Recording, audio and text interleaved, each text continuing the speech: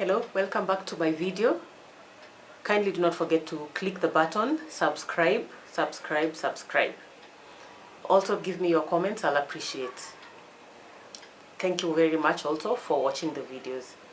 So today I'd like to speak about a very simple thing that really sometimes gets me kind of wondering or kind of just appreciating the way when you raise a child, there's some things that they kind of grow up doing, and there's some things that when we were raised we were told when you pass people, greet them, especially if you have been raised in the Swahili community. I'd say, like in East Africa we have the Swahilis.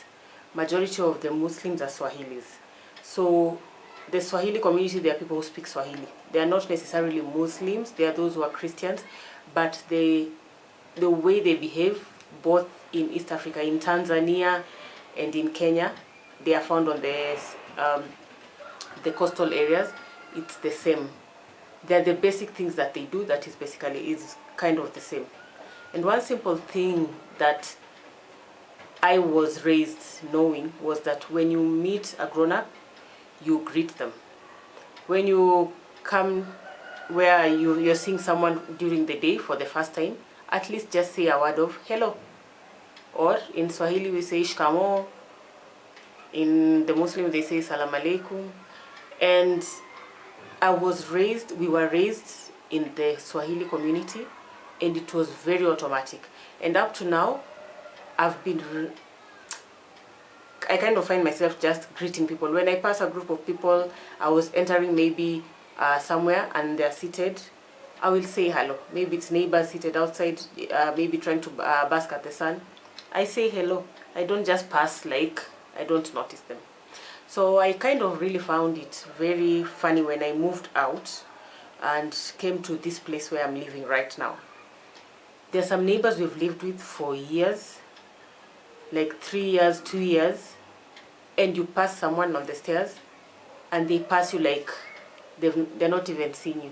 They cannot even just say a word of hello. You find you're the only one who keeps greeting them until you're like, am I forcing this greeting or something? And I've also kind of found out in our workplaces, you'll find maybe when you're entering your workplace, there are those guards who are at the door. These are your workmates. They might not be from the same company. Maybe they've even been just given the contract, from another company, and now they're working with you. But you can also say they've been, the word I was looking for was outsourced. Maybe they've been outsourced. But since they've been outsourced to come and work in your company, it's like your colleagues now. You're basically colleagues. A guest who's coming or someone who's coming to the company just knows this is a staff who works for this company. So when you pass by and you don't even say hello, this is a person you see daily, you meet daily at the gate when you're entering.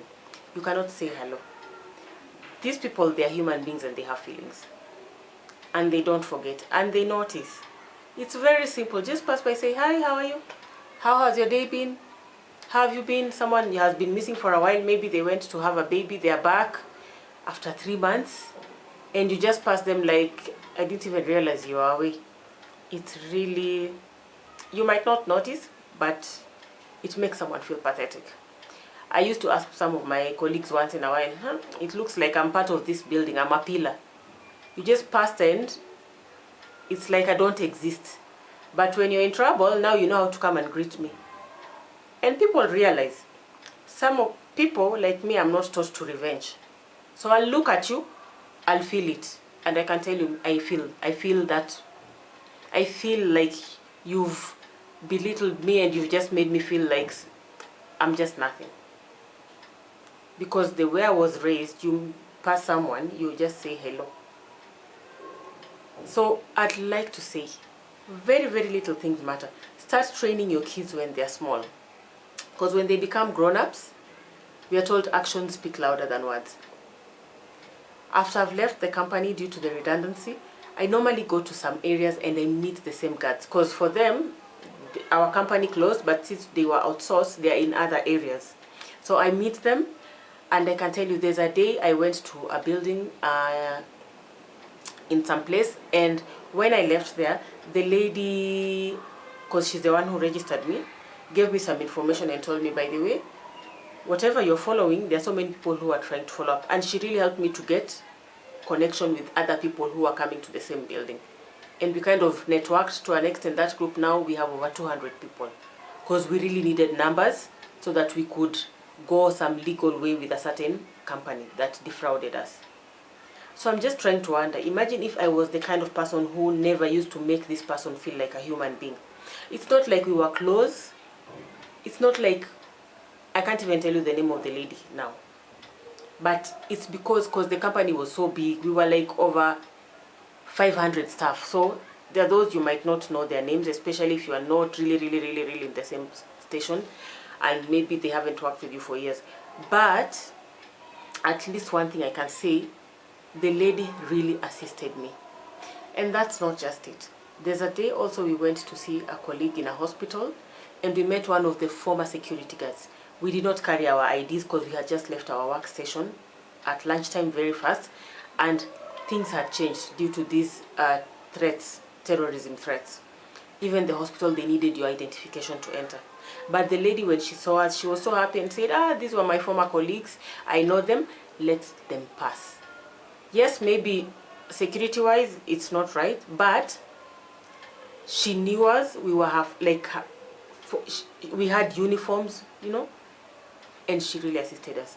So I'd like to say, when you meet people, especially people that you live with, your neighbors, people that you work with, people that you encounter on a daily basis. I'm not saying you go out there and start just treating people on the streets. But you're entering a shop that you're used to going to on maybe to a daily basis. And even the guard at the door notices you because you come there a lot. They try even to just make a conversation like, hey, how are you? It's been a while. And you're like, are you my caliber? The body language you give just shows, like, you know, there are people who can give you a body language that will say 1,000 words.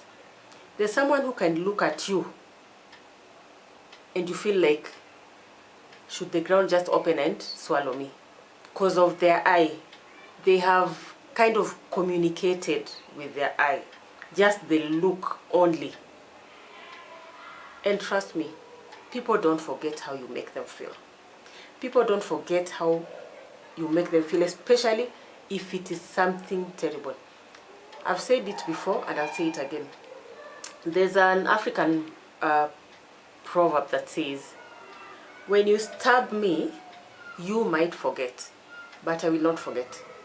Because anytime I look at my scar, I remember.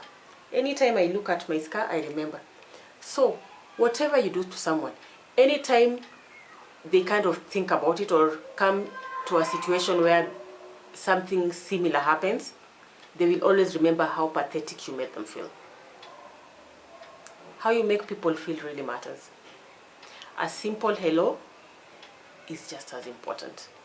Someone can really save you a lot just because you make them feel like human.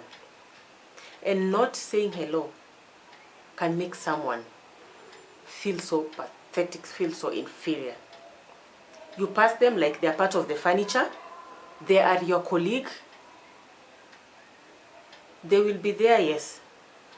They will keep quiet because maybe they don't want trouble. Maybe you're powerful. You're their superior. But one day, things will change. You'll not be there forever, the same company forever. You'll go your way, they'll go their way. Then you expect to ask them for friendship on Facebook for them to accept. How do you ask? That's another thing. You rarely speak to someone, you showed them a negative body language the years you've been working together or the year you've kind of related together. Then now they see you on Facebook asking for friendship. Really? Do you expect that person to accept your friendship? What is friendship? Or you're just looking for them to be your friends because you just want to find out about their life and what they are doing right now. Or maybe because you've had now they're successful, now you want to be associated with them. Ask yourself, there's some people you request for friendship on Facebook, they don't accept. They reflect back and think, how did I treat this person? So I'd like to appreciate especially the people, the Swahili communities, for that